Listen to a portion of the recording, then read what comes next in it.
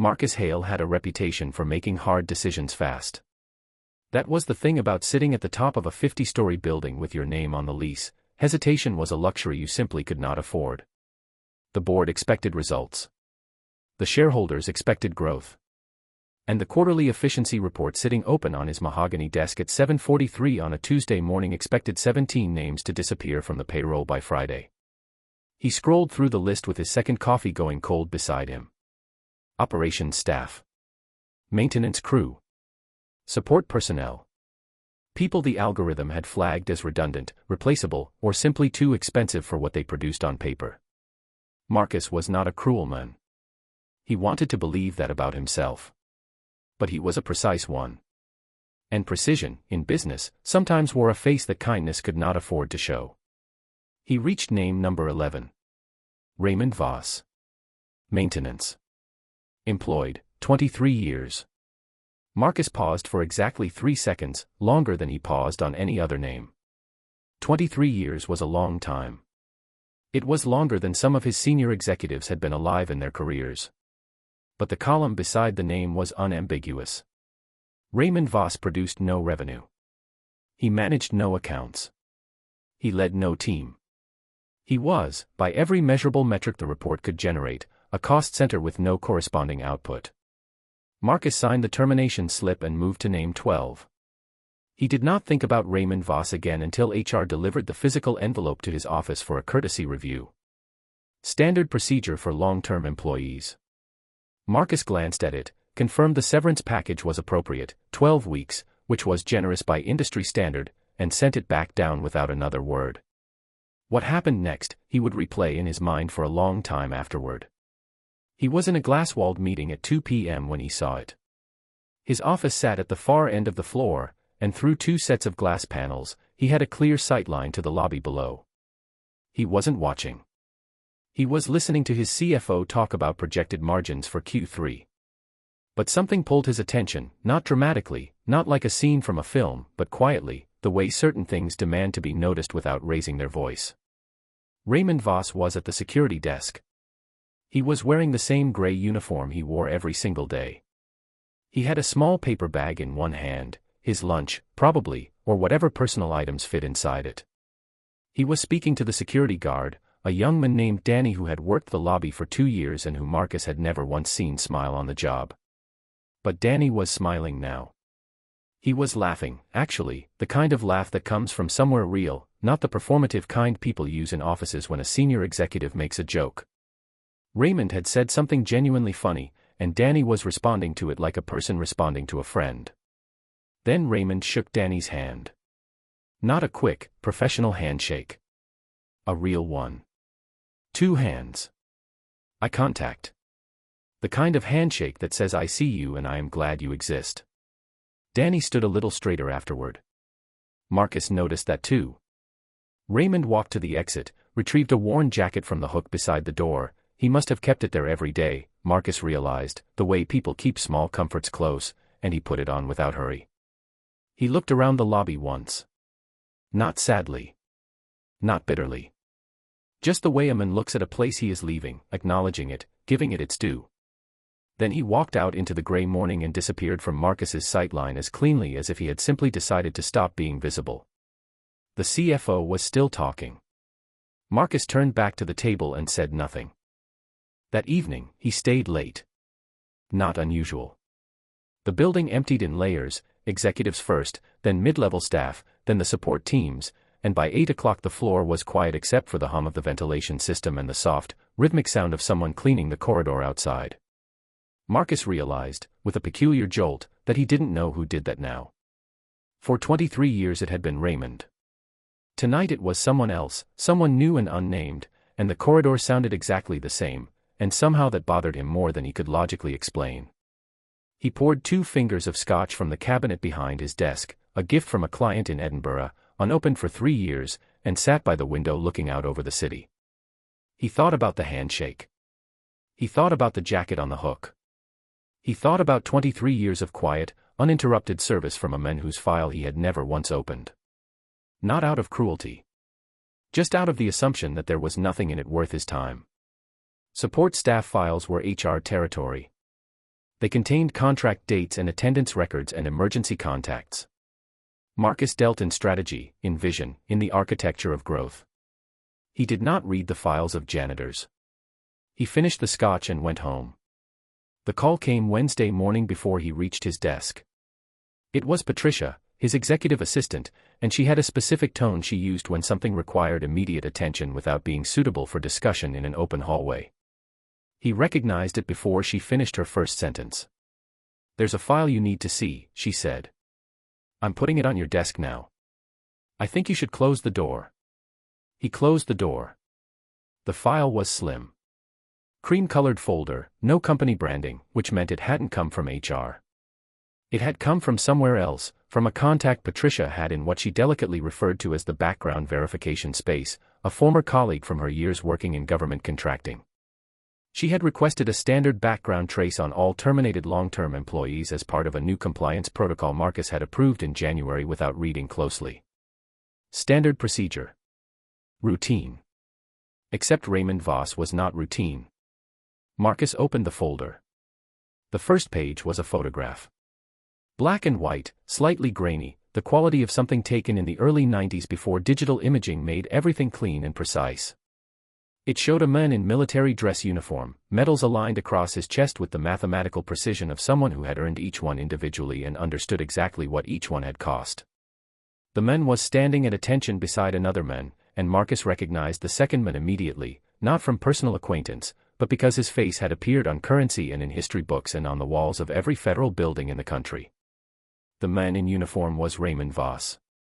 He was 30 years younger. He was standing straight in a way Marcus had never seen him stand in the lobby or the corridors, because Raymond in the building always moved with a deliberate smallness, a practiced invisibility, as if he had spent years learning how to take up the precise minimum of space required by his function. But the man in this photograph had not learned that yet. The man in this photograph stood like someone who understood exactly how much space he was entitled to occupy. Beneath the photograph, a single typewritten caption.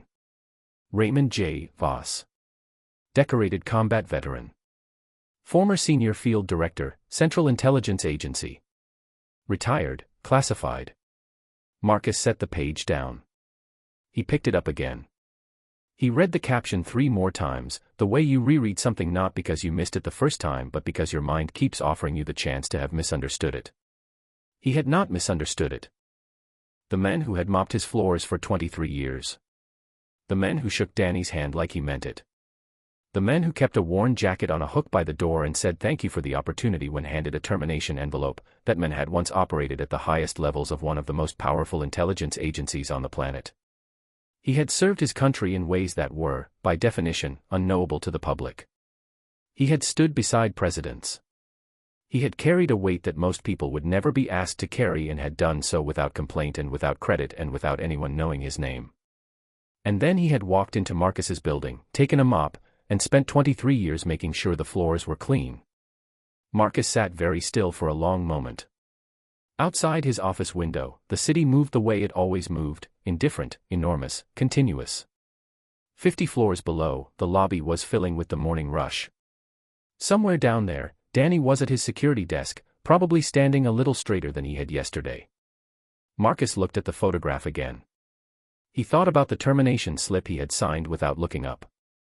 He thought about the 3 seconds he had paused on Raymond's name, 3 seconds that had felt, at the time, like generosity. He reached for his phone. "Patricia," he said, when she answered. "Find me Raymond Voss's home address." A pause. "Should I ask why?" she said. "No," Marcus said.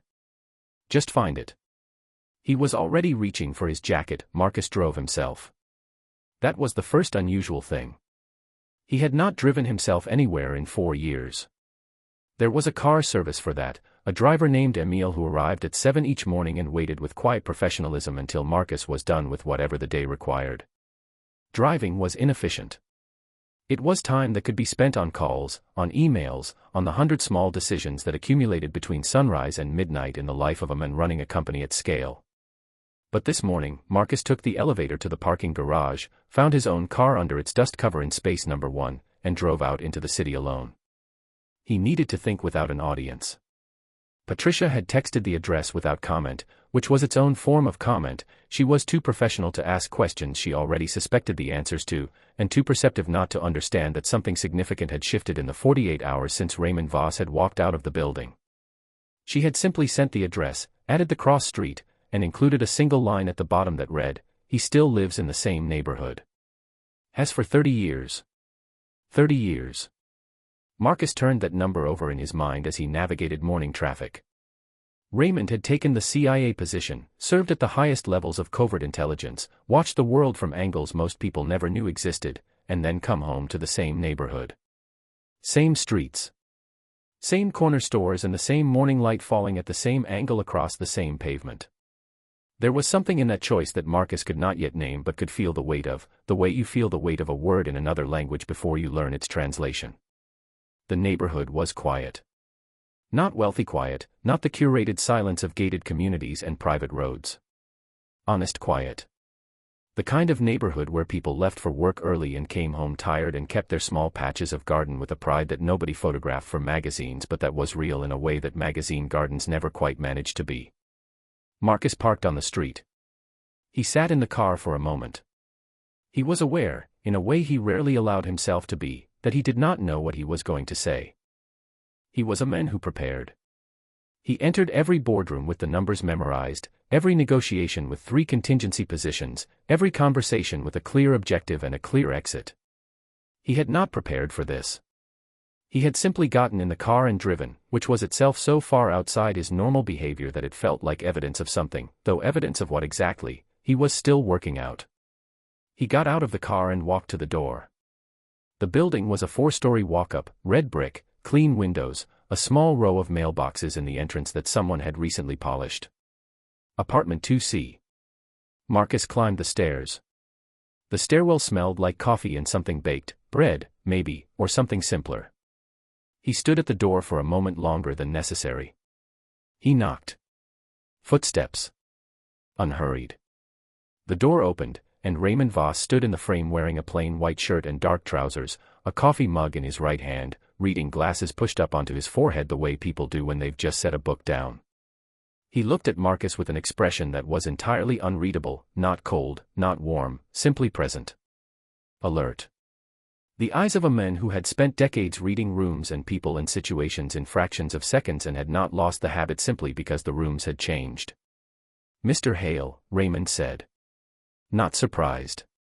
Not performing unsurprise. Just, not surprised. "I read the file," Marcus said. Raymond nodded once. He stepped back from the door, which was not quite an invitation but was clearly not a refusal. Marcus stepped inside. The apartment was small and orderly in a way that felt deliberate without feeling sterile. Books on every flat surface, not decorative books arranged by color or spine width, but red books, cracked spines and folded pages and the occasional slip of paper marking a place. A single framed photograph on the wall above the small dining table, but Marcus did not look at it yet. A window facing east that was letting in the full weight of the morning sun. 2 chairs at the table. A second coffee mug already sitting beside the pot on the counter, as if Raymond had been expecting company or simply lived in a state of quiet readiness for it. Raymond pulled the chair out from the table and sat down. He gestured at the chair across from him. Marcus sat. Neither of them spoke for a moment. The coffee pot breathed softly on the counter. Outside, the neighborhood moved at its honest pace, a dog, a distant car, someone calling a name from a window above. "Most people don't," Raymond said finally. Marcus looked at him. "Read the file," Raymond clarified. "In 23 years, no one ever looked past the contract date and the attendance record." He said it without bitterness, without irony. Pure fact, delivered the way a scientist delivers data, because it is accurate, not because it is painful. "I should have," Marcus said. Raymond considered this. He picked up his coffee mug and held it in both hands, a gesture that seemed less about warmth than about having something solid to hold while thinking. "Would it have changed anything?" he asked. Not challenging. Genuinely curious. Marcus opened his mouth and then closed it. He was a man who did not often find himself without an answer. The sensation was unfamiliar and, he was surprised to discover, not entirely unpleasant. It felt like honesty. I don't know, he said. Maybe not the decision. But the way I made it. He paused. The 3 seconds I gave it. Raymond studied him. Those eyes, they were doing something Marcus could not quite categorize, something that felt like assessment but without judgment attached to it, the way a doctor examines without condemning. 3 seconds, Raymond repeated quietly. That's faster than most. You said that to me. Outside. When I came to the door. I meant it. Marcus leaned forward slightly. He had come here with something to offer, that much he knew. The original termination could be reversed. The severance hadn't been collected yet. There were options. He had rehearsed none of them on the drive over, but they existed, practical and ready. Except now, sitting across from this man in this small sun-filled apartment surrounded by read books and an unreadable photograph, the offer felt suddenly inadequate. Not wrong. Just small. Like bringing a single candle into a room that had once held fire. He looked at the photograph on the wall. He had avoided it deliberately, giving Raymond the courtesy of not examining his private space too openly. But Raymond followed his gaze and said nothing to stop him, so Marcus looked. It was a group photograph. Military, clearly. 7 men in field gear, somewhere dusty and wide and flat that could have been any of a dozen countries. They were not posing the way soldiers pose in official photographs, squared up, formal, conscious of the record being made. They were caught mid-moment, some laughing, one pointing at something outside the frame, Raymond in the center looking directly at the camera with an expression Marcus now recognized as the same one he wore answering the door, present, alert, entirely himself. Your team, Marcus said. Yes. One word. But the weight inside it was enormous, and Marcus did not push. Some doors you knock on and wait. Some doors you simply acknowledge exist. Raymond set his mug down. When he spoke again, his voice carried the particular steadiness of someone who has said a hard thing so many times in private that it no longer breaks them to say it in front of another person. I came home, he said. And I needed something honest to do. Something where the outcome was visible and clear and nobody got hurt by it. He looked at his hands briefly. Clean floors. Full bins. A building that functions. You can see it. You can measure it. At the end of every shift, the work is finished and it is good and it harms no one. He paused. I needed that for a while. Marcus said nothing. He understood, in that moment, more about Raymond Voss than the file had told him. The file had given him credentials. Raymond had just given him something else entirely. I'm not here to offer you the job back, Marcus said slowly. I mean, I am. That's on the table if you want it. Full reinstatement, adjusted terms, whatever is fair. He stopped. But I'm also here because I drove myself here, which I haven't done in 4 years, and I didn't prepare what to say, which I never do. And I think what I actually came for was this. He extended his hand across the table. Not as an employer. Not as an executive. As a man who had made a 3-second decision about 23 years and wanted to do better than that now. Raymond looked at the hand. Then he shook it. Firmly. Both present, no performance. The floors on the East Corridor always needed a second pass, Raymond said. Whoever you hired won't know that yet. Marcus almost smiled. Come back and tell them. Raymond picked up his coffee. He looked out the east window at the morning light settling over the neighborhood he had lived in for 30 years. He was quiet for a moment in the way that means thinking, not hesitating. Give me until Monday, he said. Marcus nodded. He stood, straightened his jacket, and walked to the door. He paused with his hand on the frame and looked back once. Raymond was already reading again.